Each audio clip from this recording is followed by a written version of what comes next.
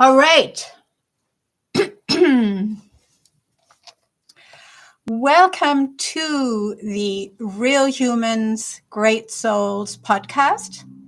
I'm yours truly, Professor Johanna Sophia, and I am doing this series of topics that have been close to my heart and that I have so many thoughts on for a while now. And today's huge topic, of course, is far too big to possibly cover in an hour, but I'll do my best. And that is on freedom from fear and anxiety. Can we be free from fear and anxiety? Is fear and anxiety, is fear a thing we're born with, and therefore anxiety kind of also is part of that?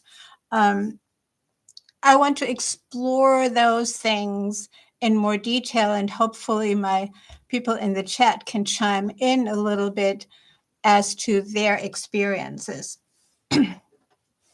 So, and not to forget, please subscribe. Everybody who sees this at whenever time you see this, please subscribe, as I'm hoping to grow this podcast so that it reaches more humans, more great souls, more real humans and more great souls all around the globe with these important topics and how we can grow into our power, even facing fear and anxiety.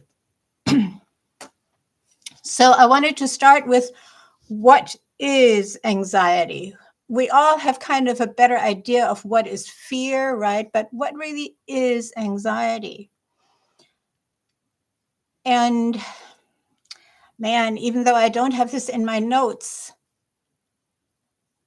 but it just comes to me right now, anxiety is really a lack of purpose, a lack of sense of meaning, and therefore an overwhelm, right? But let's look into what is fear also. So I have sort of these, compare the two. So the anxiety and the fear. We can maybe say that fear is a real threat, or fear anticipates a real threat, or perceives, sees, or hears, or uses our senses to perceive a real threat, whereas anxiety is an imaginary threat or an imaginary disrespect.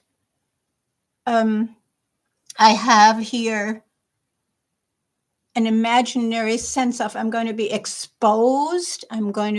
Somebody's going to think or say something about me that is derogatory or that makes me feel small and terrible. I used to explain to my students about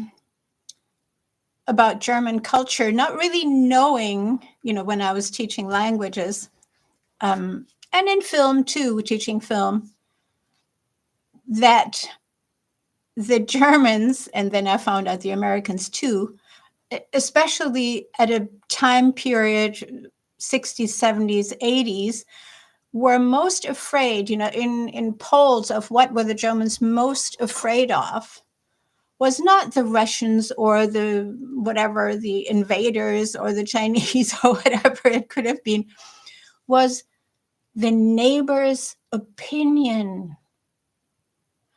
The neighbor's opinion of them.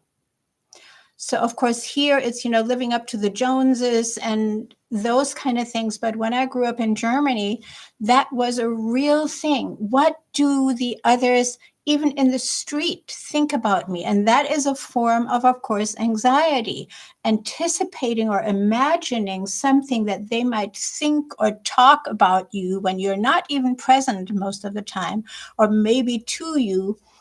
And that would be of a derogatory manner, or would be making you appear in the world as a lesser than they, or lesser than expected, lesser than a person that you want to see yourself as. So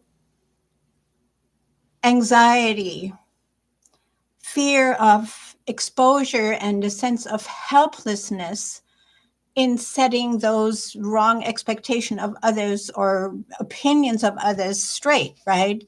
The fear of health, the sense of helplessness, that you don't have an opportunity to correct what this exposure will do to you. And then juxtaposing that with fear being a perceived real threat to your physical well-being, and like the fear of a contagious illness, to be very broad, or the fear of an enemy coming to invade your world, deprive you of what you have, or of your life for that matter, of your well-being, of your ability to function in life. And of course, it has so many forms. And I wanted to talk briefly about the biology of those two notions. And Chad says that I found anxiety to be uniquely difficult to overcome. At least for me, it tricks you into believing that your thoughts are you and that you are your thoughts. Yes, and those are the imaginary. What are those thoughts? Most of the time, they will probably be imaginary situations that your mind creates. And in a little bit, I will go into how I think that can be turned, how I've seen that can be turned. But let's first also explore the biological existence of those two notions. And that's in anxiety, there is this feeling of dizziness, of fainting. When it goes into panic attacks, there's actually physical fainting involved. My daughter has had that same experience. I've known other people who've had that experience. It happens more in young people. That the feeling becomes so overwhelming that you literally exit your consciousness, exit the body, so to speak, and faint. And that's just caused by those notions of exposure. I'm also figuring that historically, when women used to faint a lot, that was both from, of course, these terrible corsets that they were wearing that were literally restricting their breathing ability, and from this sensitivity of like being exposed to a crowd or being exposed to the opinions of men. And ironically, anxiety exists mostly in the so-called upper classes. When I lived in Africa or coming out of Africa, I would say, well, indigenous peoples are people who live in poverty or don't have time to be anxious or have anxiety. They have to work all day long. And again, we get into, how activity eliminates anxiety. It doesn't even occur. But it's an interesting phenomenon that also historically, at least in the European context, these fainting attacks of mostly women would occur in exposure, not in their chambers or hardly in their chambers, but in exposure to other people who would have thoughts or could have thoughts about them that in their minds are created. Oh, there's so much that Chad has to say.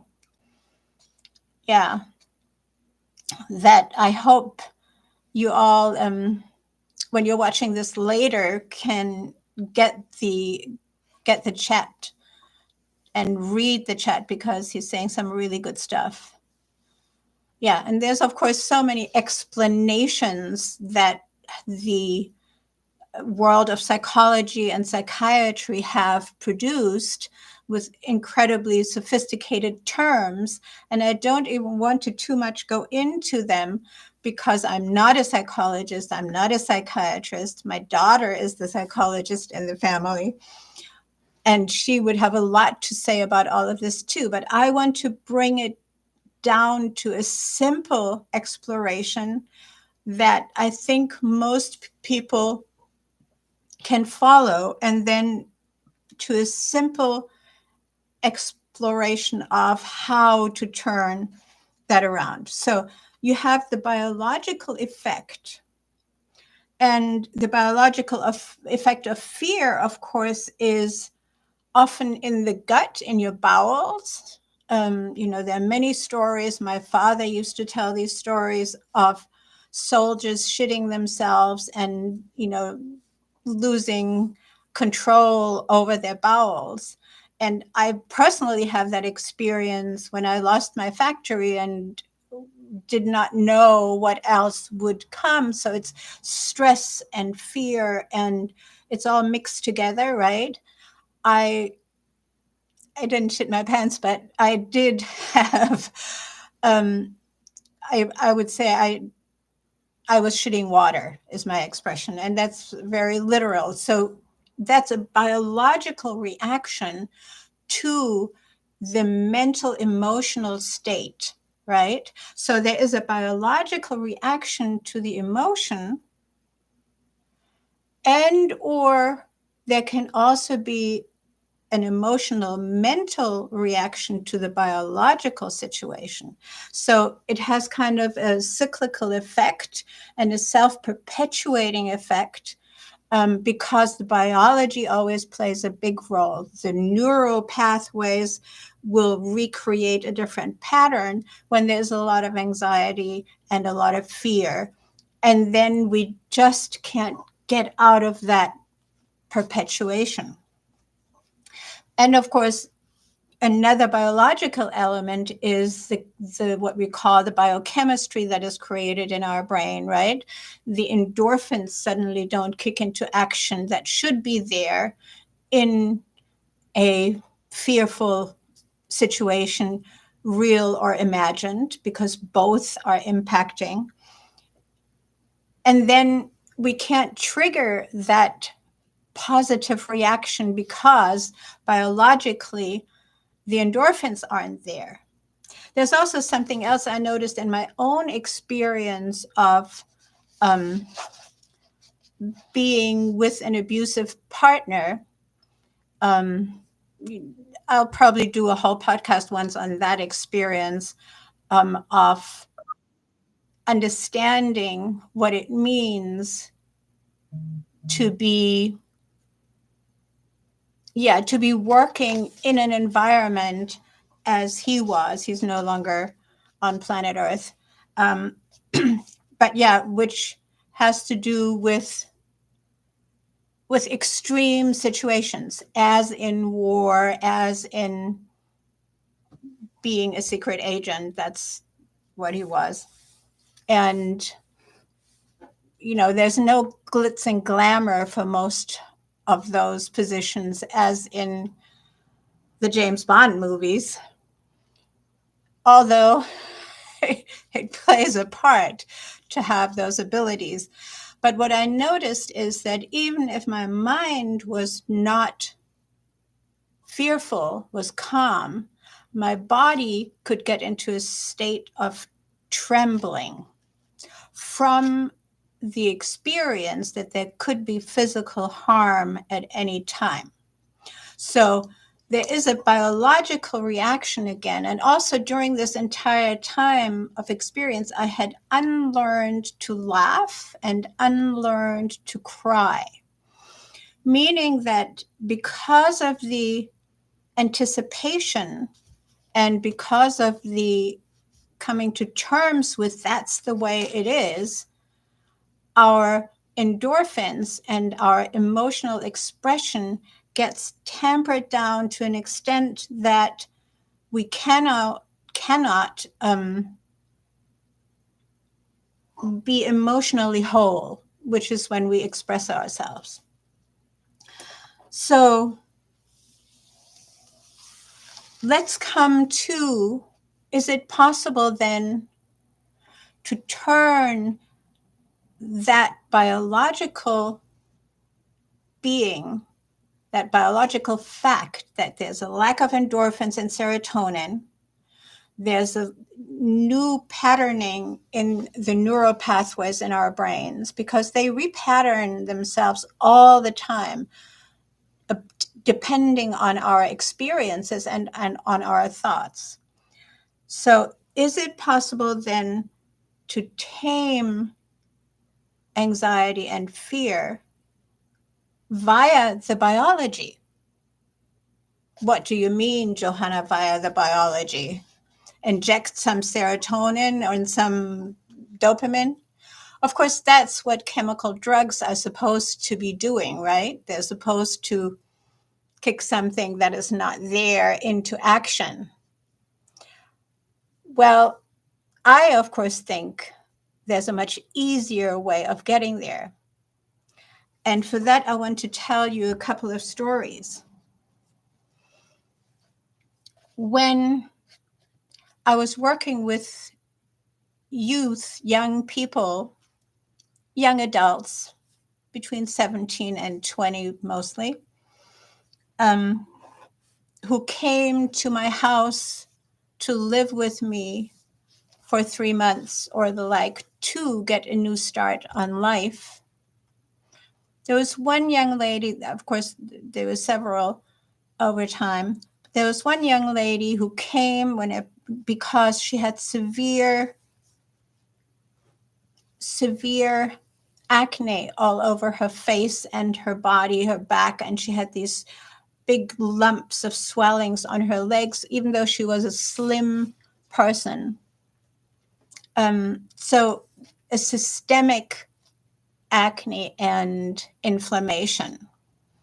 And yes, she was on drugs for that. And in addition, she was extremely anxious. And yeah, would not lift her face. Of course, you know, when the biology is that messed up and you want to be a beautiful young lady, then, you know, you don't show your face. You don't really want to talk to anybody. You don't really want to be seen in public. You lose all confidence, and everything and anything can be potential negative impact. Because again, you perceive that everybody thinks about you who you are because of the way this disease makes you look. Now, here is an easy example. You know, it took less than 3 weeks putting her on a raw food, healthy smoothie and beautiful other foods that I make, you know, chocolate cake, but all raw and all organic, and no more cigarettes and no more Benadryl or whatever she was taking. And it took less than 3 weeks to clean up that entire acne on her body. And guess what? Before you knew it, the anxiety was also gone. Now you can say maybe that wasn't real anxiety because it was just dependent on her physical appearance. But so often I found these two are interconnected, at least the perception of physical appearance or some other perceived judgment of others upon you. Let me give you another girl who came. In her case, no physical, visible, anything, very pretty young woman, but who had brain damage from a childhood brain inflammation. And therefore, certain things in school were much harder for her. And she had developed all kinds of phobias. Of course, then we distinguish between phobia and anxiety. And again, I think they're so interconnected. She could not walk barefoot, let alone in the grass. That was like, oh, there's all these little critters running around and no, yeah, both of them, of course. They were not at my house at the same time, even though that would have been useful. But in her case, the walking in the sunshine in with her bare feet was really, really hard for her. And she fought me, taking her by the hand and saying, but we're doing it now. So, but when it was done, it was like, all of a sudden, all this release happened. And of course, in addition to talks and the food regiment, which in my house, everybody got. Because again, when you clean up the biology of the brain, amazing things happen. And the neural pathways can readjust themselves from the food together with the work that is verbal and that is physical, like in her case, overcoming her phobias or some of her phobias, a lot of her phobias actually, but by walking barefoot in the grass in the countryside. I had a house in the country at the time. CJ, you know where I'm talking about. And the result in both cases was that the anxiety and the fear of being in public waned, and the fear of never amounting to anything. Of course, there are more such stories in my personal experience, helping people get to transform their anxiety into purpose. So now I'm coming back to what I said in the very beginning. It's just, and and Chad says, "Oh, I remember." Yeah, you remember. Yeah. Yeah, the depersonalization that you talk about, that's, I don't want to go into these technical terms. It's the same thing, that you lose your sense of self, your self-confidence, your self-respect, your sense of purpose, your sense of being a meaningful being on planet Earth, that you have something to do here that is useful to others, that you have something to contribute to the community, to your partners, to your family, to the world, right? That, I think, is the biggest issue. So we can apparently have an impact upon anxiety and fear via the biology by giving the body healthy, raw food. Now I work with high green smoothies and high cruciferous smoothies because that's even more effective. I should use wheatgrass too, but I'm a wuss. I don't like the taste of it, so I don't use it for me or for my clients.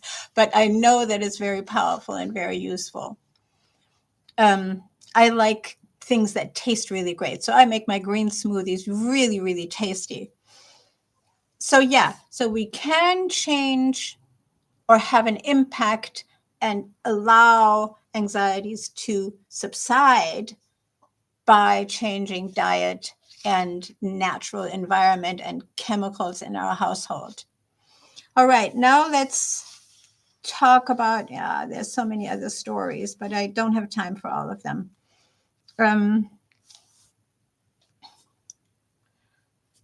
So the brain chemistry can change with nourishment. And then confidence arises, of course, if we then use that brain for, well, what are you good at? What do you want to do? What are your goals? Or if people, like I have a new client who was saying, well, I don't know, I don't have goals. And she's a very highly educated professor.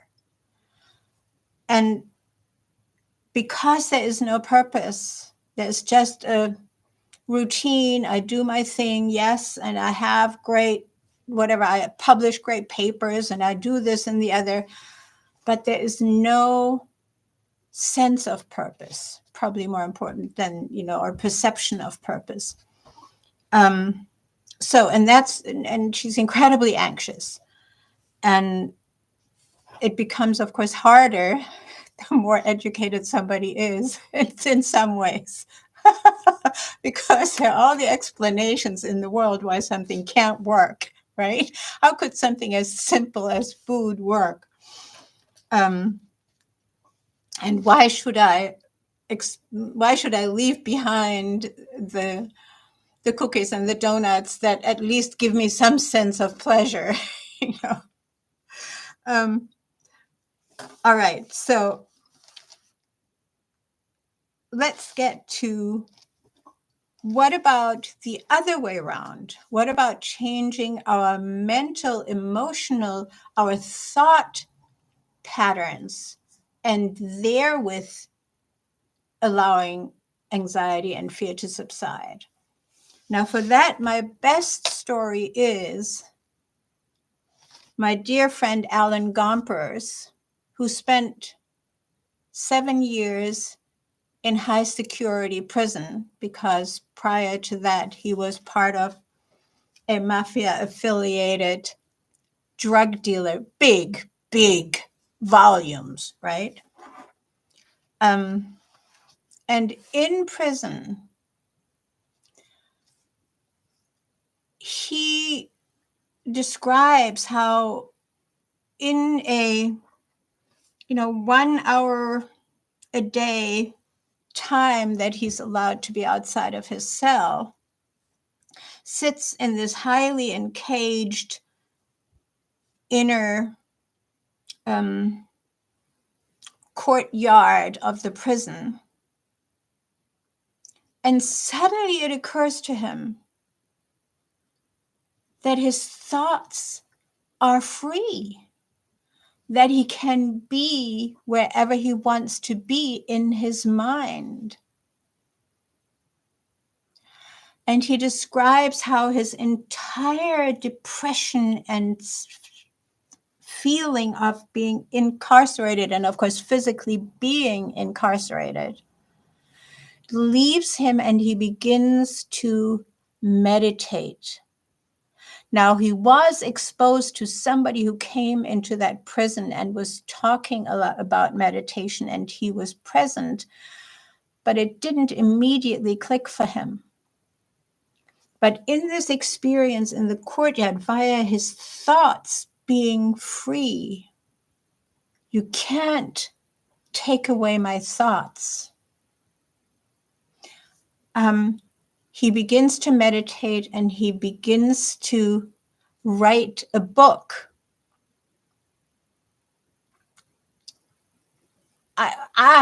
Darn, I should look up the title again. I'm thinking it's high security freedom or something like that. Let me just look it up for you guys because it is remarkable. Alan Gompers, high security. It's called Maximum Security, The True Meaning of Freedom. Beautiful, right? So that book is still on Amazon, and he, ever since he got out, and he got out early, ever since he got out, he has been teaching corporations and managers and all over the country how to meditate and how to achieve that maximum security freedom. Beautiful. So there is a way, but few are able to do it just that way, because of course, sitting in prison, you can't change your diet, you can't change your environment or your chemistry in your environment, right? But if you're still able to change your mind, if you will, on what is oppressing you or whether anything is oppressing you, you can achieve that freedom even in that environment. Now, Ellen Gompers describes that. And as I was thinking about that today, I remember a friend when I was very young. I was my first year studying Waldorf education and had this little apartment. And previously, I had been, as a very young woman, of course, I thought I was, but I was only 16. I had moved into a commune. And from that whole connection, I knew him, and he had been in prison for just 6 months, I think, for marijuana at that time. That was still very much criminalized. And he explained to me that the worst part was that in prison at the time, you would get some kind of drug in your coffee so that you wouldn't have sexual desire, to tame sexual desire, and therefore to tame, I guess he felt like what we would today call brain fog, right? So it would kind of fog your mind. I don't think that's done anymore or legal anymore, but this is back in the 70s, early 70s for that matter. So of course, my biggest, people would say my biggest fear, but I don't even experience it as fear, was if I were to be incarcerated or put into a straitjacket and somebody shut me up with something that would shut out my brain. I think that would be the worst. I'd rather forgo my eyesight or my whatever it is, but my brain, and still, I think, and still, I would probably say, okay, this is this lifetime. That's my lot, or that's maybe what I chose, or maybe I needed to experience that. Next time I'll be free of it. Why I wanted to mention this drugging and this fogging of the brain is also because, as far as I have seen with my clients, that seems to be what most psychopharmaceuticals are doing. Now, if you know anything about that, tell me more. And of course, we're supposed to experience that as relief, that our brain is no longer functioning, whereas we could achieve the endorphin production and the serotonin production with the nutrition, with the hypernutrient dense nutrition that one could provide in, for example, the program that I do. All right, next. The helplessness that is also connected to anxiety and fear, the sense of exposure, the sense of not being able to do anything is what even permits anxiety and fear to persist. Because in all experiences of mine, the moment I am becoming proactive, and for that I wanted to tell another story. I didn't want to repeat the two stories I told in my emails, my dog encounters. The moment you're actually doing something to change the situation, fear subsides and empowerment sets in. And the reaction of, for example, animals and humans, I'll give you a story for humans, not from my experience as much as from a friend of mine.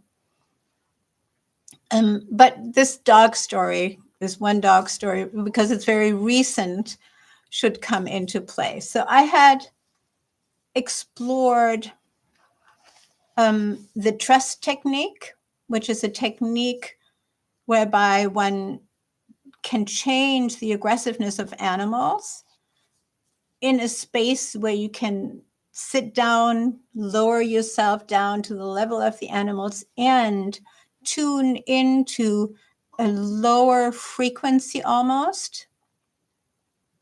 Oh, Melissa is here. Alex is here. I know you eat all organic.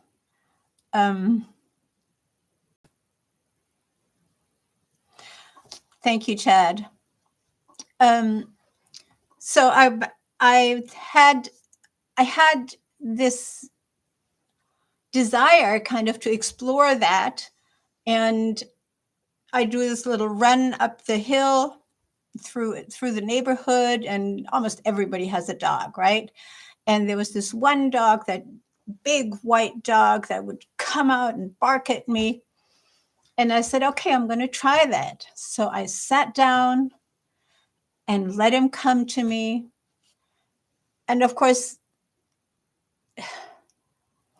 taming down and slowing down, breathing deep, slowing down your own sense of, that reaction, that anxious reaction, also calms down the animal. But of course, you have to have the space to be able to do that. I'll tell you the next story in a minute, or the end of that story. And that big dog literally came and sniffed me a little bit, and then put his face there for me to cuddle. And we were friends in no time. So next time I came, he would come wagging with his tail and sniffing and getting his cuddles and walking off again. So there's this technique that works, taming one's own mind down instead of reacting what we're trained to react like. A little bit more about that too. We're trained to react like that. It's not just natural. And then a few weeks later, there are these little dogs coming out running, but it's at a part of where the road is very narrow, and they're coming and they're jumping up on my legs, and one of them bites me. Before I can sort of tame myself down, because I'm also running and there's cars coming and blah, blah, blah, there's no space for me to sit down with them or anything, or to calm the situation. And I realized that I need to bring out a very different reaction.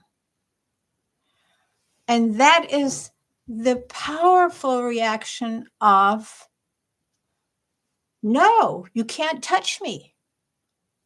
And, so I stand, I make this gesture, I yell, and the dog goes back and waddles back to the house. And then I remember seeing this video, I don't know if anybody of you saw it, of this young woman who comes on her motorbike through like the savannah somewhere in southern Africa, and there's this group of leopards kind of coming trotting toward her, and she gets off the motorbike and runs toward them like that, and they all cow down and lie down. And she goes as far as to have them all lie down, and she cuddles one. And then she gets up and she does one more time, like going toward them, and they all trot away. And she gets back on her motorbike and continues. And of course, obviously, there was somebody there filming that, because otherwise there wouldn't be a video of it, right? So she wasn't alone. It wasn't that she was all alone. My dog experiences are all alone, which makes a difference because we have to bring up this energy in ourselves without any backup. But it actually maybe even works better when we are in that center in ourselves alone. So what is it in us that completely dismantles the necessity for fear and anxiety when encountering a dangerous animal? Of course, that doesn't work when you're encountering a tank, right? Because it's going to run right over you. But when there is a creature, the situation can be turned around.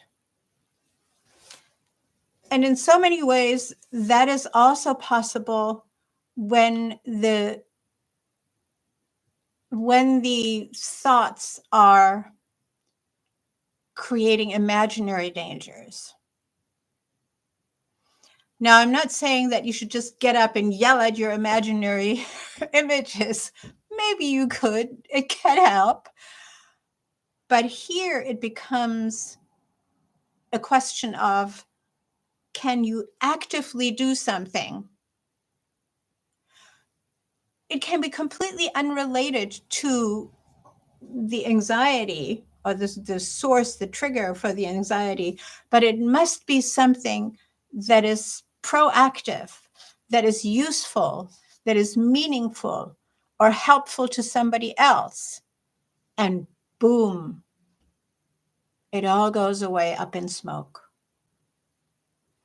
And that I know from people who have gone to work in a soup kitchen or gone to work on a farm or gone to participate in political activities.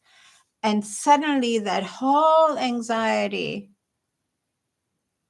goes away because there's purpose, because there's meaning, because there's humanness, and therewith comes recognition of your humanness, which I think is another element. When we're not recognized by the environment, we are prone to having those thoughts and those fears. We are more vulnerable.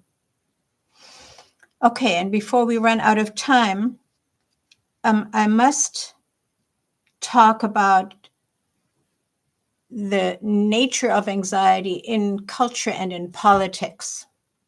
Anxiety and fear. You know, fear is always, to me, just one notch up from anxiety.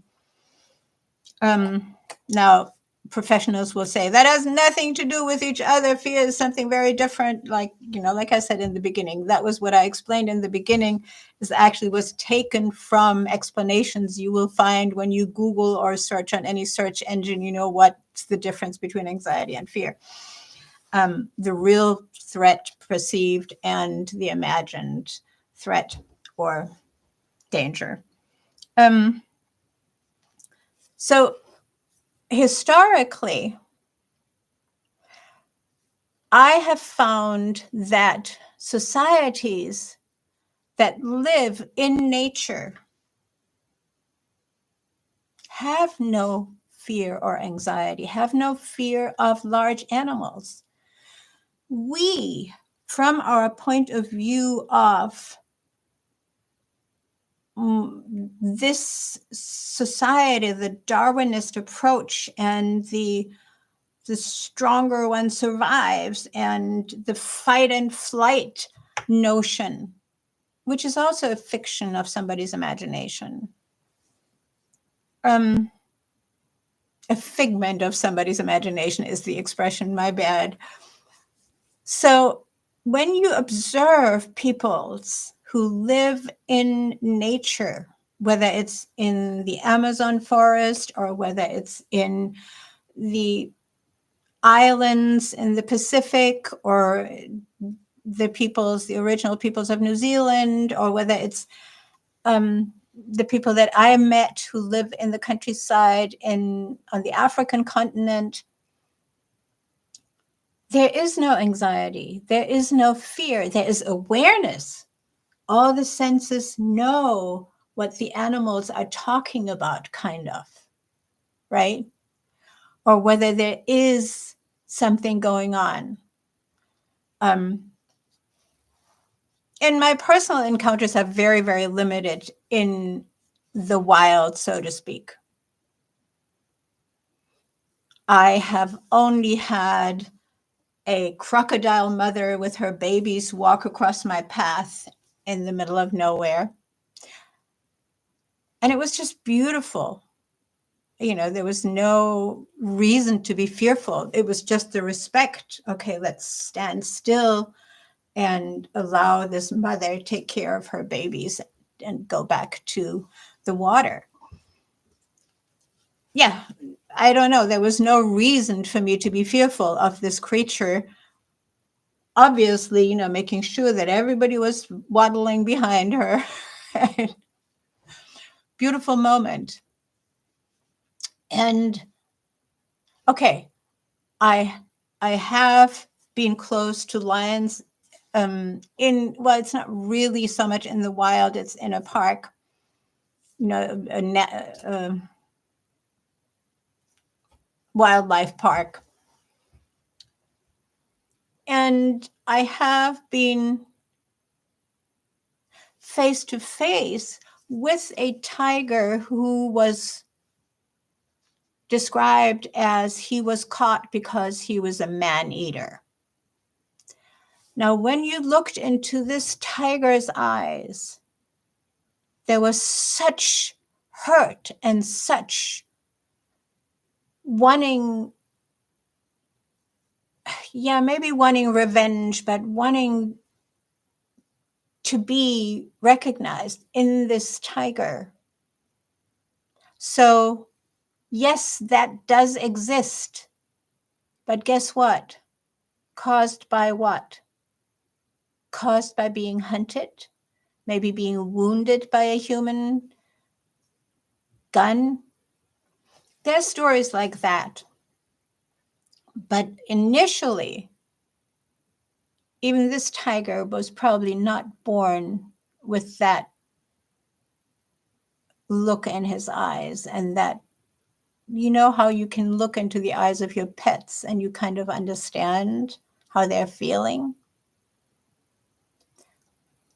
even though it's hard to put words to that. So we humans have the incredible ability to harmonize with all other living creatures, even snakes, even a swarm of bees. I don't know, I haven't had encounters with scorpions, but you know, I'm sure there are some creatures that, when trodden upon or disrupted in their life by humans, will bite, attack, and some can be very dangerous. And yet, even the most dangerous bites, like a colleague of mine had a black spider bite and was able to heal that just with the help of, this was in the jungle, you know, in the rainforest. with the help of indigenous peoples and their remedies, and by eating nothing but watermelon, seeded watermelon, for 2 weeks. And that cured her through the high fever that comes with a black spider bite, which is supposed to be fatal if you don't immediately put a load of whatever antibiotics or something like that that modern medicine would have put in there. But there it is. So even that does not need to be feared, because there are such remedies that allow the body to recover. What is so beautiful is that since we have consciousness as humans that is beyond consciousness, we have abstraction, we have logic, we have reason, we have all these incredible abilities. And we also have all the instincts that the animals have. It's just that they're deteriorated to such an extent that we feel abandoned, right?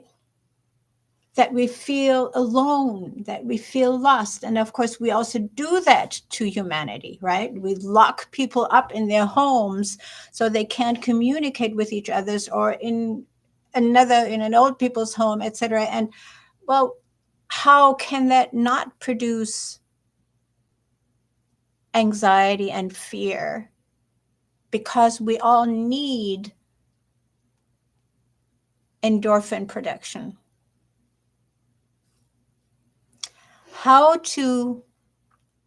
Just today, I came across a short little presentation, how to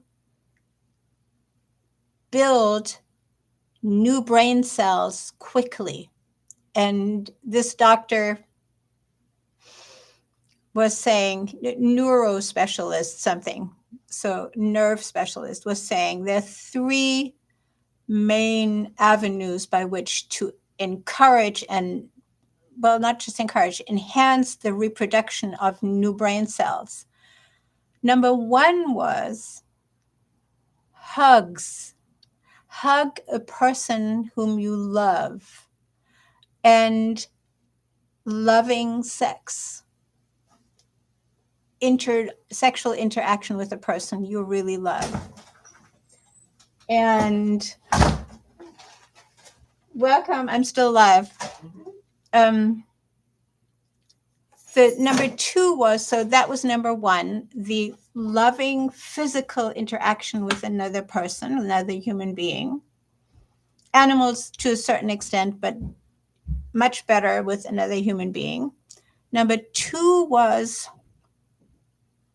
exercise, breathing, being out in nature, and increasing your heart rate, your oxygen intake, etc. And number 3 was rest.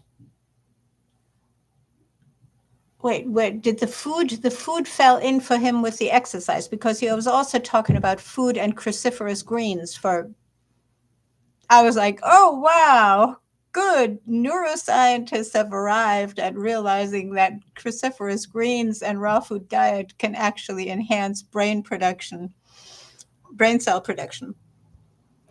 So, and the third element was rest and sleep. And in particular, he was saying humans for full brain function do require 8 hours of sleep. And I just, a couple of weeks ago, said that to my dear friend who is a psychoanalyst, so she's a doctor in psychiatry. And she was saying, well, I disagree, Johanna, because she only sleeps like 5 hours. And I said, that is so important. I really think you should, allow yourself more sleep. So, well, she knows better because she's the psychiatrist, and I love her. She's awesome. She's beautiful, beautiful human being. But yeah, I do agree that a more than adequate amount of sleep and rest are incredibly important as we age, especially. Oh, he was also saying that high performance athletes are required to be in bed for 10 hours to have optimal performance. So that tells you something as well, right? So high functioning is connected to adequate rest. Now, some of us who are so driven that, I spent like 3 decades of my life living on 4 or 5 hours of sleep. And I was wearing myself out like you wouldn't believe. So, at 50, I had a little stroke after not sleeping almost at all for 2 nights in a row. So that's a longer story. But yeah, you cannot keep a body for longevity rebuilding itself, because longevity means you need a body that rebuilds itself, and a brain in particular that rebuilds itself, without sleep. You cannot get there without sleep, and without solid sleep, as I call that, meaning that you really sleep through at least 5 hours in a piece. And yeah, people say they, like my 83-year-old client will say, well, I just, I got my little pea pot, and then I, pee, and then I fall right back asleep. Maybe that works, but it would be even better if we got his bladder and kidney function to such an extent rebuilt that it can hold 8 hours. That is the healthiest way of being. So, and that impacts greatly also our ability to transform anxiety. Now, we could argue that these two states of being in fear and being in anxiety, are energies, right? That can be transformed and used as a different energy. Like I said, being in fear, the moment you become active and do something about the situation. There's so many stories that I still want to tell, but they don't fit into the thing.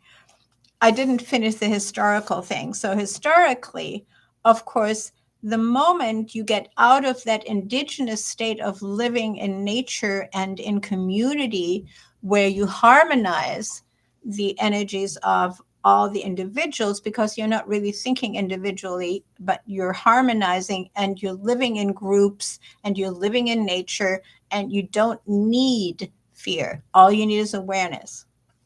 The moment those structures get transformed into empires, into structures that are hierarchical, and you have a ruler. I talked about that last week in the patriarchy podcast that you might want to check out. So the moment we get into these structures, what does the ruler need as the most important tool to manage and control his people? He needs them to believe like that you are God sent, or that you are ordained by higher powers or blue blood family lines, etc., that you are here to lead them, etc. So you need the belief system, and to keep people doing things that they would naturally not do, such as what? Going out and plundering and murdering and killing and maiming and burning other people's homes down, etc. It's not a natural thing that we are born with as a notion. So when you want to put people into that that mindset, that you can go, think of the Crusades, right? That you order you people to go and maim and burn and steal, and at the time, use your sword and chop people's heads off, etc. That is not something that comes natural. So what do you have to do? You have to say, if you're not doing this for me, they're coming for us. Or actually, they started this whole thing, right? So that's how you get false flag events that will trigger your people to have enough fear to then go in and do actions that no human being would normally do. So fear is a tool for every ruler of a larger population. And that applies to the religious world just as much as to the national world in today's world, right? I mean, I can't even count all the false flag attacks over the last 200 years that were created to cause a war because the respective ruler needed to have that win, or in these days, of course, needed to make that money on the war machine, the military industrial complex that even Eisenhower warned us about. But that is, of course, going way back into the past because all empires do this. So fear has become such a tool that it is infused upon all of society from a very early age, from birth. So my recent revelation kind of is that no, fear is, I mean, I've always said flight or fight is not a real thing, it's a construct. But now I've come to understand that fear is a learned thing, is a learned notion and emotion. And of course, it is using that which is awareness. I used to say, well, I don't need fear. All I need is awareness.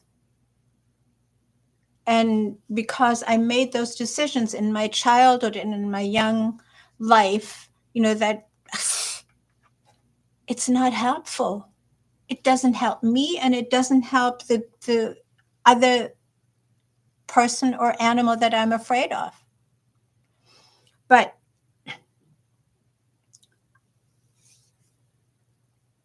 no, I lost my train of thought right now.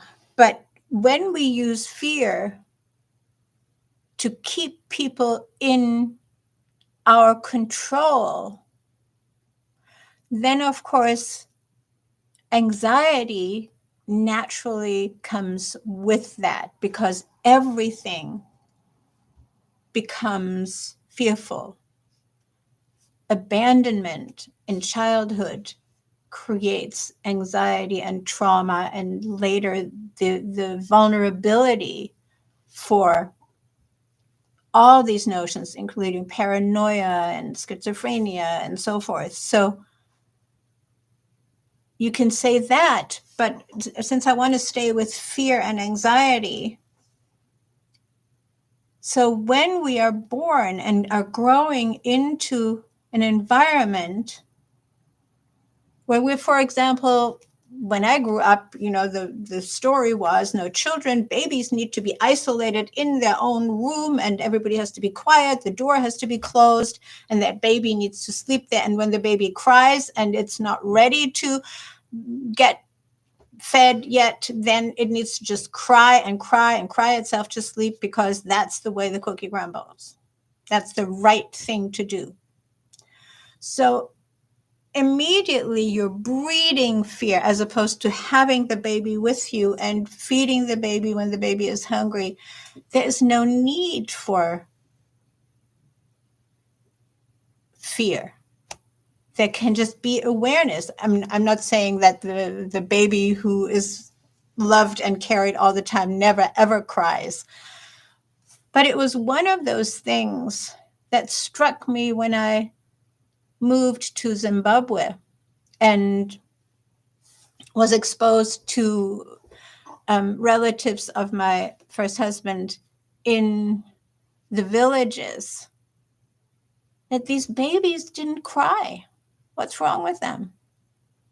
Now, that's not true for Northern African countries where I later was a little bit exposed, not as much. But in this Southern African context, where women carried their babies on their backs or on their sides all the time until the baby was ready to walk. And then the baby was still with the mother most of the time. And these babies didn't cry. And these babies weren't really sick. So you have that same thing that I mentioned earlier, when you're not taught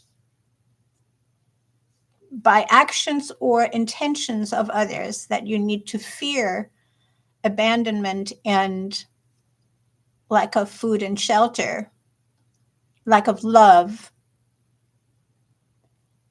then you don't develop fear and anxiety.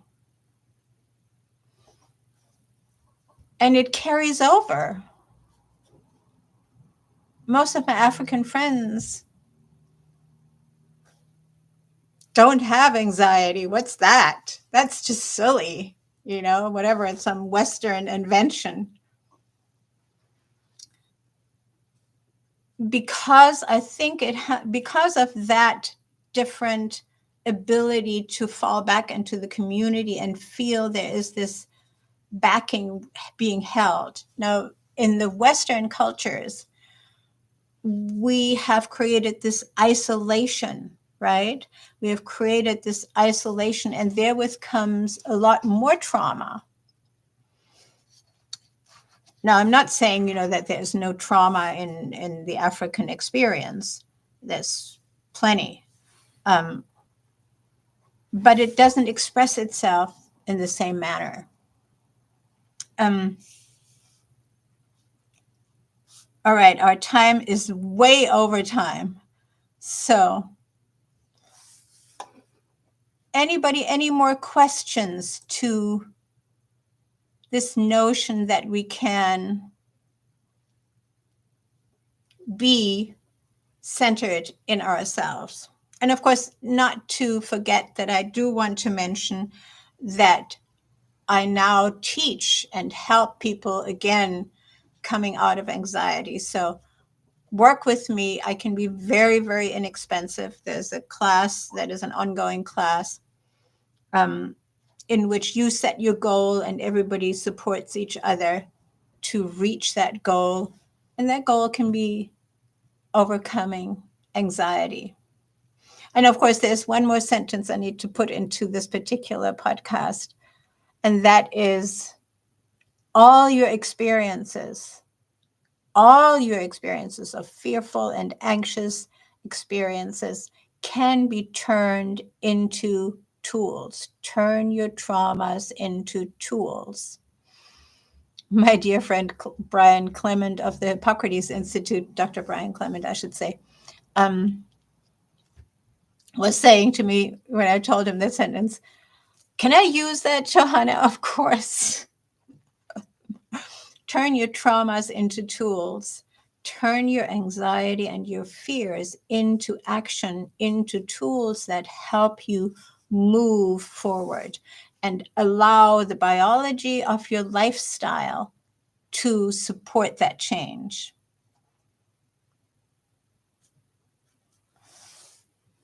Yeah, you heard of the blue zones. Yeah, of course, there are other effects of the community. Like recently, I came across an article on the grandmother effect, the grandma effect, that when the grandmother who looks after the children and adds to the family, right, that sort of embracing, caretaking, and wonderful wisdom element, so that and in blue zones, people mostly live in community and have a high plant-based lifestyle. So that's also a fact that is now being acknowledged. For the longest time, oh yeah, no, but they're not. No, they're not vegan or something. They would never call themselves vegan because they eat mostly plants, like 90%.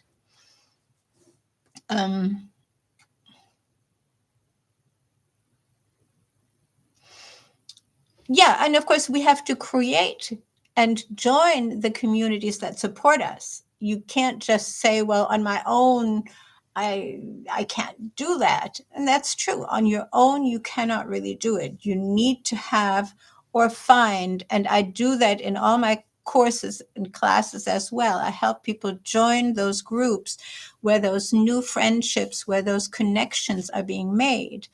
Remember that if we don't have friends, at least 5 friends who really support who we are very, very vulnerable to depression and anxiety and fear. And because the entire Western world is so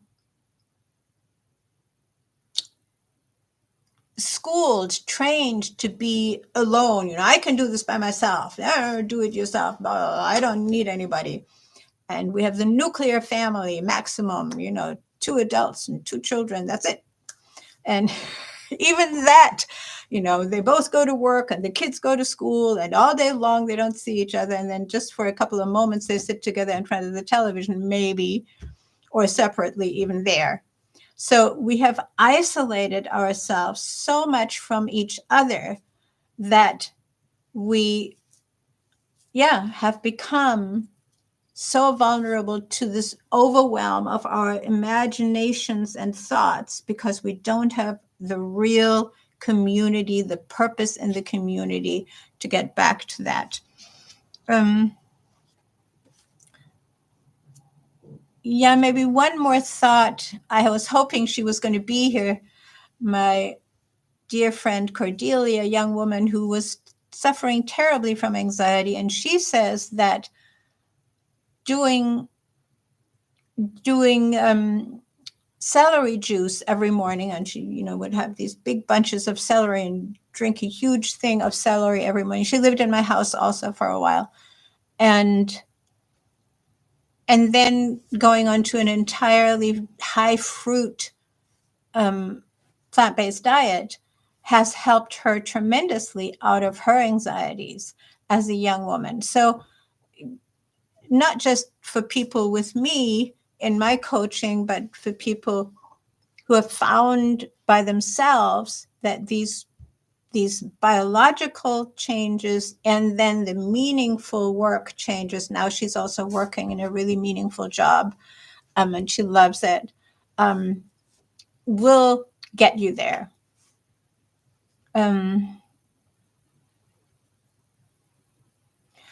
It's not really such a big leap unless your expectations are too high in terms of the environment, because of course we cannot change how the world is, or how our country is, or how our city is, or how our, what kind of living spaces we can afford, and all these kind of notions. So we have to, like Alan Gompers, make it work even in a prison cell. And that can be done. Yeah.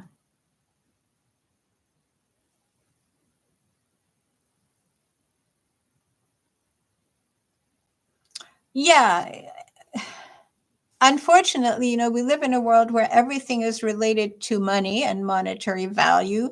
And sometimes we have to spend money to be in environments where we then can find friends. But real friends, of course, don't have to have monetary exchanges unless they're helping each other, which of course also does happen.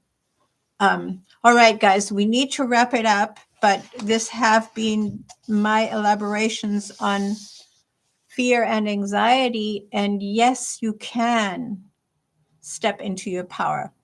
Chad, are you still with us? CJ? Probably not, but that's okay. Lovely of you to join me here and spend some time with me. I look forward to working with you if you want to get some help in your particular path getting out of fear and anxiety. All of fear, in my view now, is unnecessary. unnecessary, and unhelpful. And it is what is used to rein us into an oppressive situation.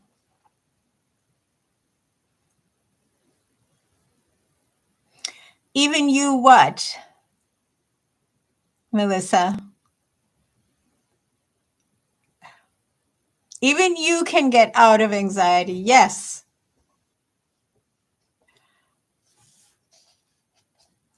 All right. Thank you, everybody.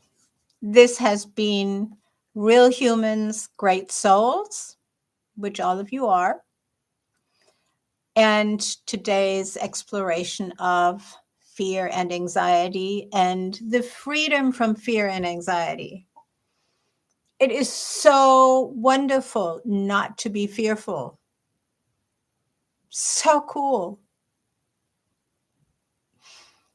I want you to also get there. Ciao. See you next week.